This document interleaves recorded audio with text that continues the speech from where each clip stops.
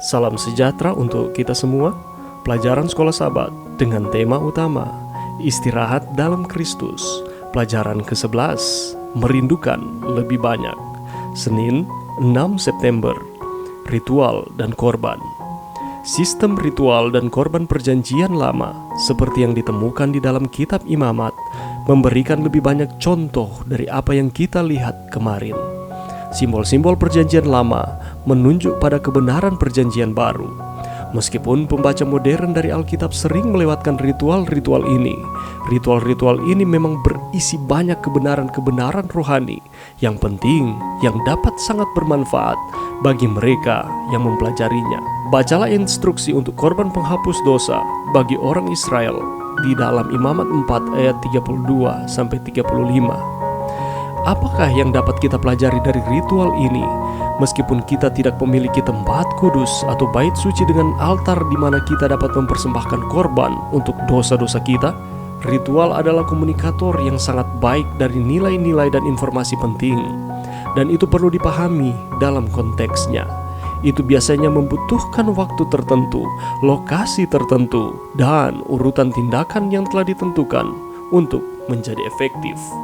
Memang, ketika kita membaca perintah-perintah Alkitab dalam perjanjian lama tentang korban, itu menjadi jelas bahwa Allah memberikan perincian yang sangat spesifik tentang apa yang bisa dikorbankan dan kapan, di mana, dan ritual serta prosedur apa yang harus diikuti. Inti dari banyak ritual tentu saja adalah darah, menumpahkan dan memercikkan darah. Ini tidak menarik, juga tidak seharusnya, karena itu berhadapan dengan hal yang paling buruk di alam semesta, dan itu adalah dosa. Apakah peranan yang tepat yang dimainkan oleh darah, dan mengapa itu harus diletakkan di tanduk altar? Sementara sebagian besar ritual yang terkait dengan tempat kudus tersebut muncul dalam bentuk memberi petunjuk. Misalnya, ritual-ritual tersebut memberikan instruksi tentang cara melakukannya. Ritual-ritual ini tidak selalu menyertakan semua penjelasan. Mungkin karena orang-orang sudah mengerti apa arti semuanya itu. Bagaimanapun, orang-orang Israel memahami pentingnya darah. Contoh yang diambil dari Imamat 4 ayat 32-35. Bagaimanapun, berisi penjelasan penting dalam Imamat 4 ayat 35. Imam mengadakan pendamaian bagi orang itu karena dosa yang telah diperbuatnya, sehingga ia menerima pengampunan. Karena itu, darah adalah kunci dari keseluruhan proses pendamaian, sarana yang dengannya kita orang berdosa dapat dibenarkan dengan Allah yang kudus. Jadi, apa yang kita lihat dengan korban-korban ini adalah suatu tipe, model dari kematian dan pelayanan Kristus bagi kita.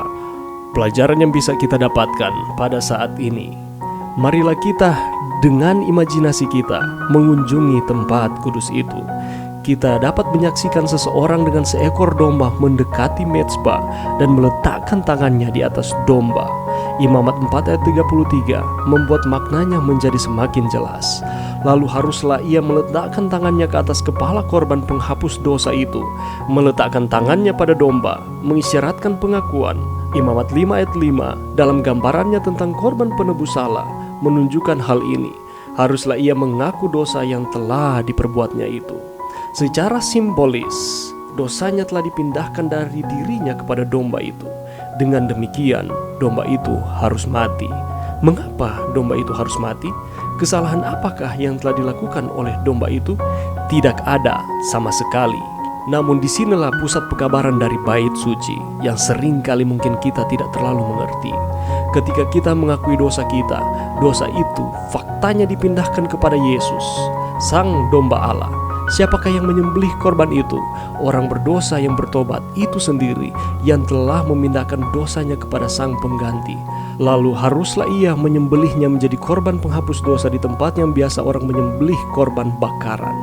Setelah domba itu disembelih, imam kemudian mengambil darah dari korban tersebut dan memercikannya ke hadapan tirai dalam bilik suci dari bait suci.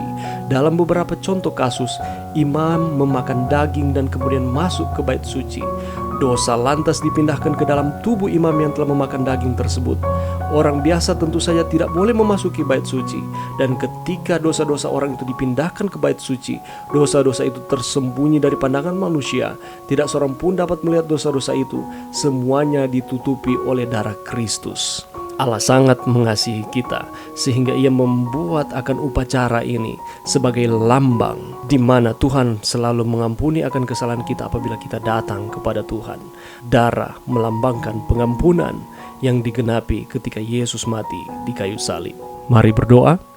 Terima kasih Tuhan atas firman-Mu pada saat ini. Bantu kami untuk kami dapat mengerti akan pelajaran ini, sehingga kami dapat lebih lagi mengasihi Tuhan oleh karena Tuhan selalu mengampuni akan setiap kesalahan kami dan terus melayakkan kami untuk menjadi anak-anak-Mu. Ini doa kami di dalam nama Yesus. Amin.